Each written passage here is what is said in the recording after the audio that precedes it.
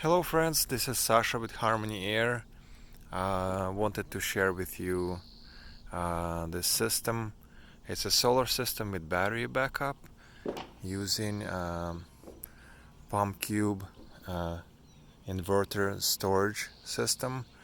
Um, we have an array of 12 modules. Those are Q cells, 425 watts each. We went with this size of array because specifically on the POMCube system, the voltage, the DC voltage per string, the ideal voltage is around 360 volt DC. 5 panels would bring the voltage to, it will work with 5, but it's actually at the lower range of the MPPT efficiency. So it's not ideal. Now we did try to go up to 9 modules, and that was too much. That's actually the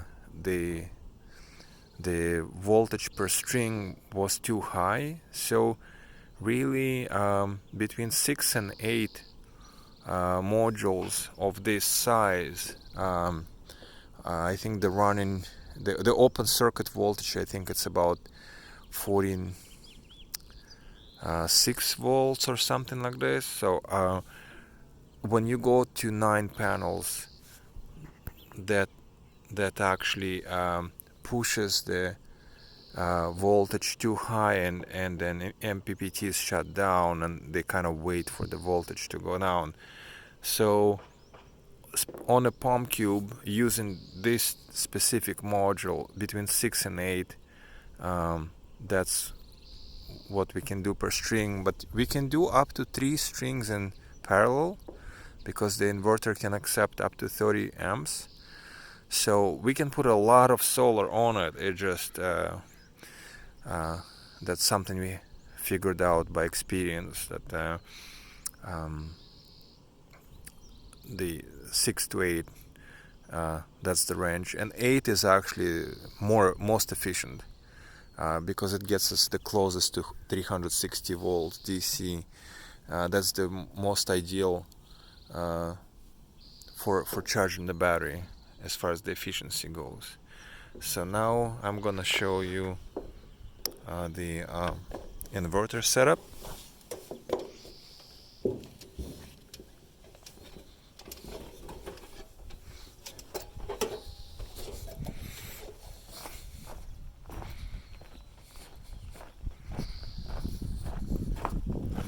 This is a very nice project. We did quite a few things over here. I'll start with the solar inverter. So like in my other videos, what I like about POMCube is it looks really nice. It's very well presentable. It also doesn't take a lot of space, and it's all in one unit. So there's an inverter on top, and then the battery is on the bottom. So it's one cabinet.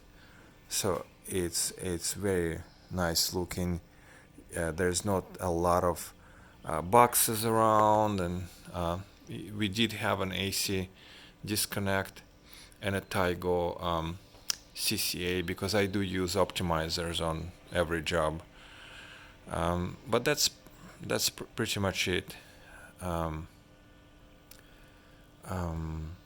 As far as infrastructure compared to other solutions, by the time you put all the boxes and everything and all the disconnects and all the raceways and everything, you end up with very mechanical look or industrial look. So this certainly creates a cleaner look. Programming and setup, really from installer point of view, you pretty much just assemble it, and it's good to go to work. It's very small amount of programming is required because it's a pre-configured system.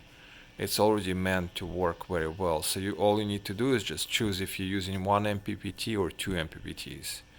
And of course, you set the depth of discharge and those kind of settings, but those are easy. Yeah, there's a conduit coming from the roof, DC coming in, and this is AC coming out. We're using the same conduit for the AC to bring the power from the main panel, and then we're coming back into the critical loads. One very nice feature about this inverter is that it actually has up to 70 amps pass through. There is no other battery inverter that I'm aware of on the market that has a 70 amp pass through. Solarc, my favorite standalone inverter, has 62 or 63 amps on their new version, so it's quite decent.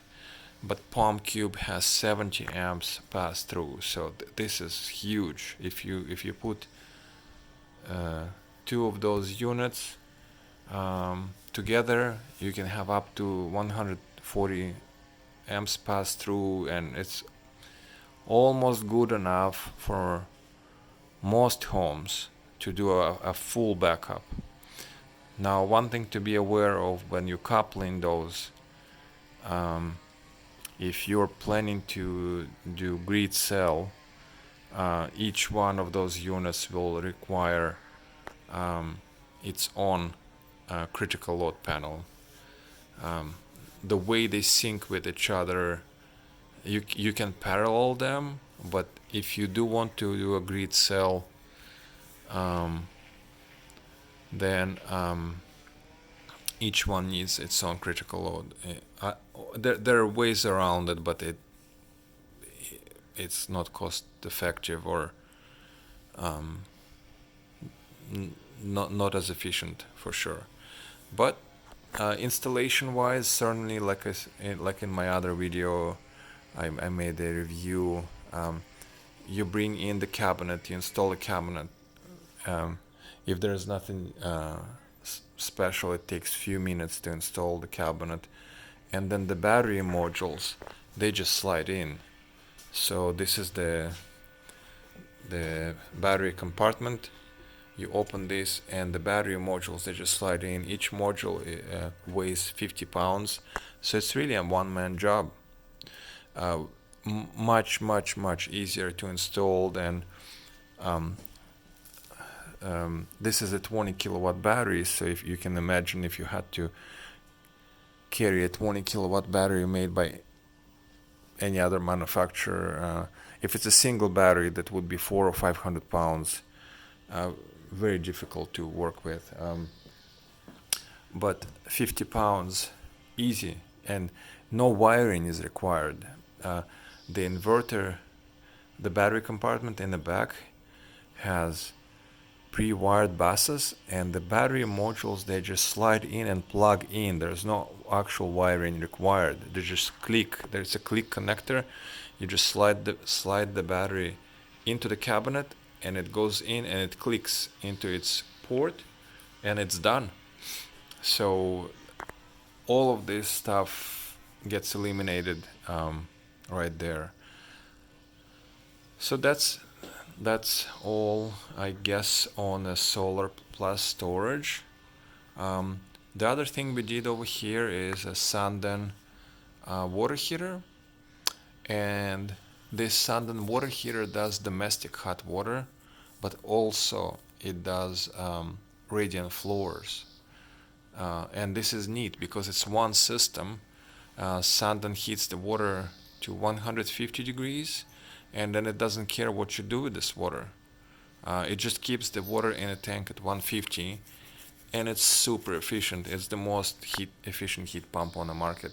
So we have the tank, it's being heated with the 2 heat pump outdoor units, and then we have radiant floor manifold. In this house, it's a very simple, it's just a 3-zone system. so it was a very simple plumbing.